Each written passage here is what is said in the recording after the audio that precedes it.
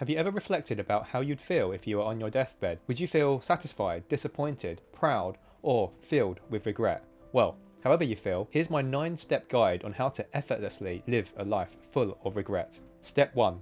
Master procrastination. Every day, constantly put things off as late as possible, better still, until tomorrow. This will ensure you stay in a cycle, giving yourself hope and then not actually doing anything. No matter how bad you feel at the end of the day, you can turn it around by lying in bed, telling yourself how productive you're going to be tomorrow. That'll make you feel better. Step 2. Constantly start new things. You know what you should be doing, but you like chasing the next new thing. Shiny object syndrome is exciting, right? Don't let anything stop you from following this feeling. Keep on chasing. At the first hint of boredom or difficulty, take this as your sign to change and don't stick to anything. This will help you build a huge list of things you start and never finish, including meaningful activities that could have made you really happy, but we don't want that, do we? Step 3. Stay in research mode. Look, let's be honest. Most of your research these days is procrastination disguised as productivity, but that's okay. We don't want you to be productive. We only want you to feel productive. You'll feel good in the moment, like you're doing useful work. You'll be well read on the topic, be good at quizzes, and be able to sound like an expert at dinner parties. And that's the most important thing, right? Only later you'll realize that you haven't done anything tangible or meaningful, but it's too late by then. The perfect scenario for maximum regret. Step 4. Avoid discomfort and anything challenging. We all know that any kind of personal growth, mentally or physically, requires some short-term discomfort, and growth will mean feeling good about yourself, which you definitely don't want. So always take the easy way out. If you said you'd go to the gym but feel like it'll be too much effort, leave it. If you've got an idea you want to explore or you want to start a new business, don't bother. There's too much to do. Watch more self-development content just like this one from your bed. You'll feel motivated and in the safety of your warm and comfy duvet. Step 5. Avoid all risks. If something feels risky, don't do it.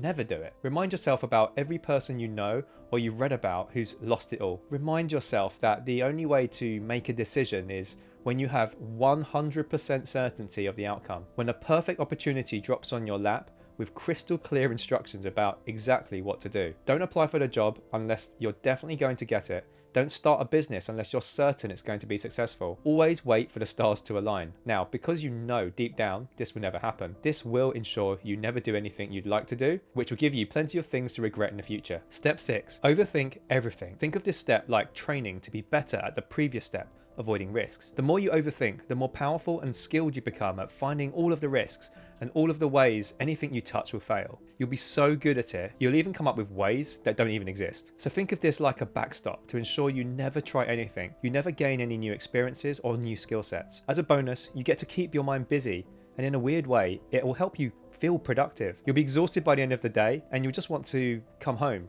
and lie in your comfy bed where it's warm and safe. Step 7. Obsess about negative news and other people. Involving yourself in news and other people's business is a perfect distraction to dealing with your own life. It's one of the most effective ways of procrastinating around what you really want to do, because there's an infinite source of news and people with problems. You'll feel really productive at times, and before you know it, you won't have any time or energy to work on the things that really matter to you. And this will help you build a backlog of things to regret in the future. Step 8. Become a people-pleasing machine. Turn all of your attention to seeking other people's approval. Blindly listen to people who tell you what you should do with your life. This will help you become a regret-filled puppet. You'll be so far gone by the end of your life, you won't feel like you own a bone in your body. Step 9. Wait for someone to fix your situation. Tell yourself that someone is coming to save you, so it's not worth your effort to do anything now. They're going to fix all of your problems, and if they don't, it's their fault, not yours. This mindset will take all of the burden from you. You'll feel lighter today. You just have to do the same thing tomorrow.